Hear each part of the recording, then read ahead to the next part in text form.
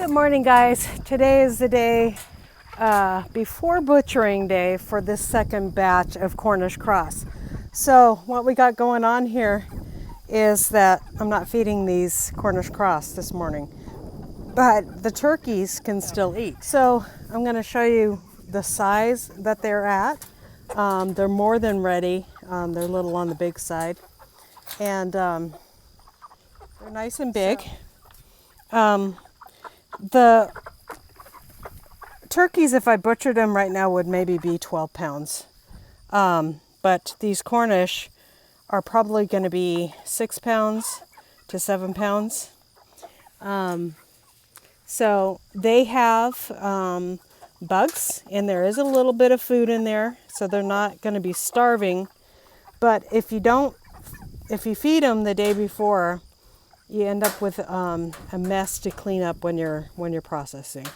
So there is a tiny bit of little food in there. We'll let them finish that, and then the turkeys can still eat. There's a bucket full here, and then the turkeys can go ahead and be ready. And then in the morning, I will pull these guys out and put them in a holding pen, and then I can feed the turkeys. The turkeys have still the ability to eat, and the chickens don't because they can't reach that bucket. So there you go. And of course they get water. So hi guys, I'm out here working and getting more grass for the lasagna garden that I'm working on. And while I was out here, I was weed whacking around my strawberries, and I have a little strawberry patch here. And I just thought I'd show you a few things while I was out here. This is the time of year that we get a mold on our leaf. It's kind of like a blight on your strawberries. It starts out as a purple patch and it gets really big. If it's really all over your plant, you want to pull the whole plant. So that's one thing you can do this year.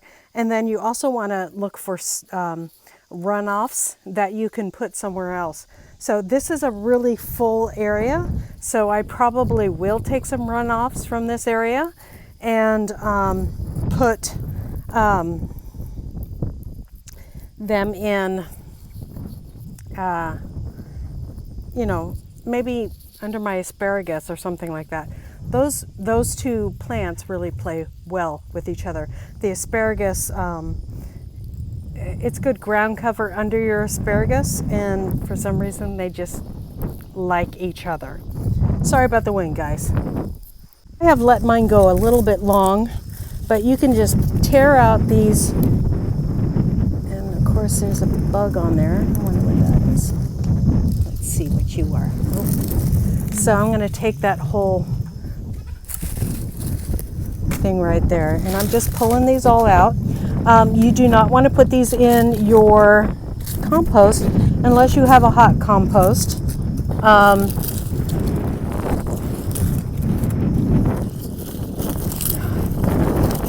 And so I'm just going to rip all these out, and then I'm going to look for runners.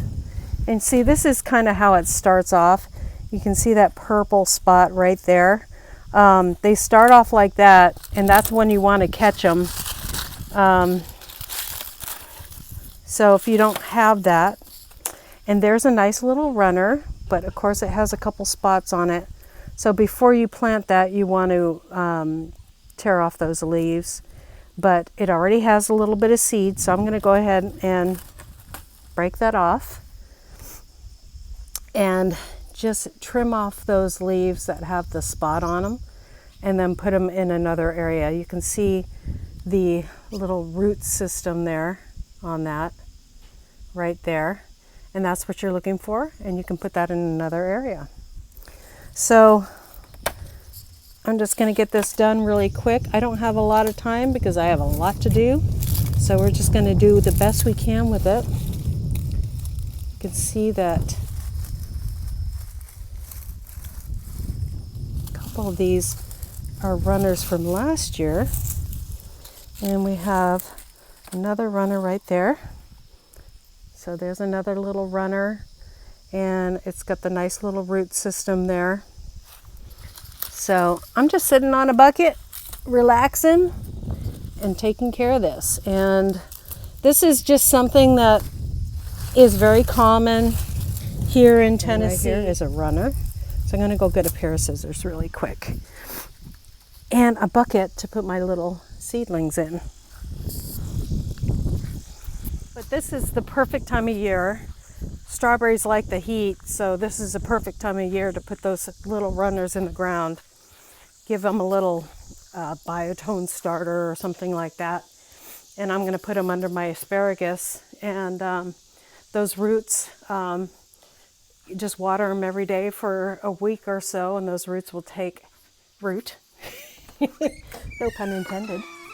And you'll have plenty more strawberry plants. I got a nice little knife here that will work. And a bucket. Oops, that's got, that had eggs in it from earlier.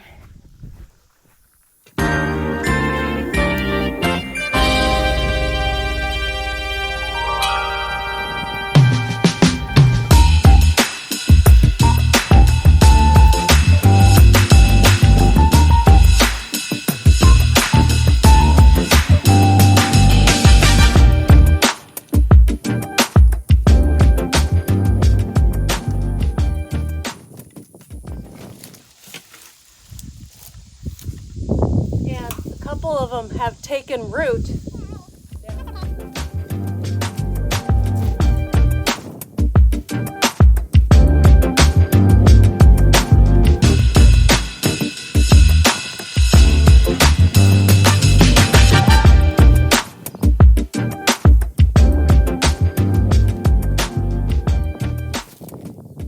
This is really good for the plant itself, cleaning out those vegetation that's getting mold. The plant will put in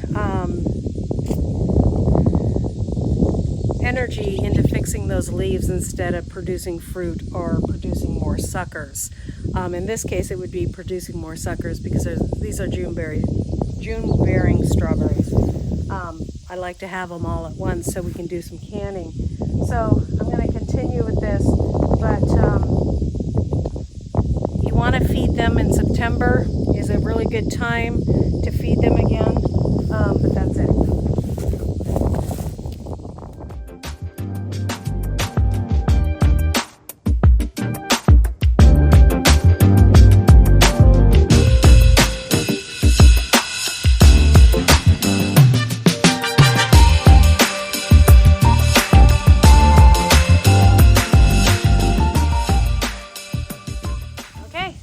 That's how we get free plants, guys. I got a whole bucket full of free plants now. And I'll just go put them under the asparagus. I'm going to go ahead and water this because it's pretty dry and because I've messed with it. Now, when you mess with a plant and you're cutting it and grooming it and doing all this stuff, it's kind of good to make a practice of watering that plant if it's a little bit on the dry side especially. So it just helps it heal. So. Okay guys, so I'll show you my asparagus. I planted this in the spring. This is Mary Washington asparagus. Some of it, this part over here is done by starts that I started, and this part over here is second year starts. I'm sorry, this is what I grew from seed. I started it in the house, sorry. And this is what the bigger ones are. The ones that were 2-year plants that I started, that I got at Menards. So what the problem is I get a lot of, as you can see here, this is crabgrass, and it's growing all in between this beautiful asparagus. Look at this little baby. Look at that little baby. Anyways, so I've got all this crabgrass coming up here, and then lots of little clover.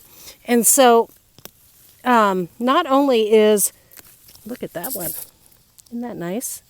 Now, this is the first year, so I'm not eating any of this asparagus, but there's a little baby asparagus right there. I'm so happy to have asparagus growing in my garden. So I need some ground cover because I'm sick of pulling weeds in the asparagus patch. And then after that, I'm gonna put some twine all the way around so that we don't have it flopping in the walkway so I can mow. So, because this is what happens when it flops in the walkway, some of it dies off. So we don't want that happening. So we want lots of asparagus growing and we don't want to have it flopping down like that. So let's start over here in this section that is more bare than the others and put lots of strawberries in there. So you just want to put that little root side down.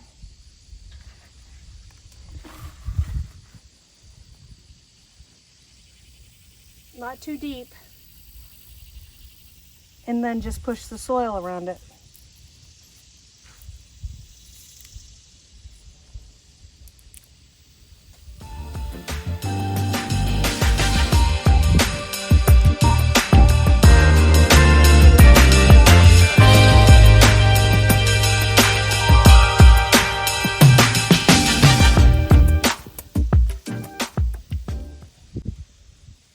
Taking off any leaves that don't look good.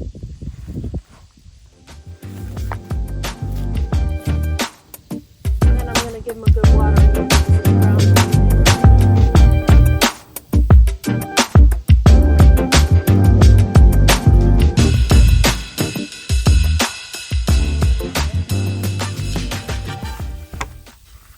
And this I will throw a little biotone probably on top.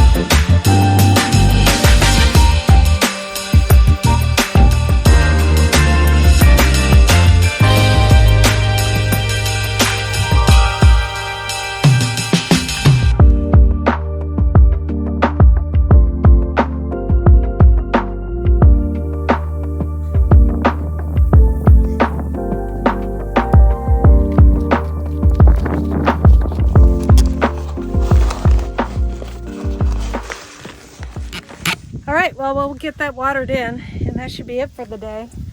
I'll see you guys next time here on Hedgehog's Homestead. God bless you guys. Bye.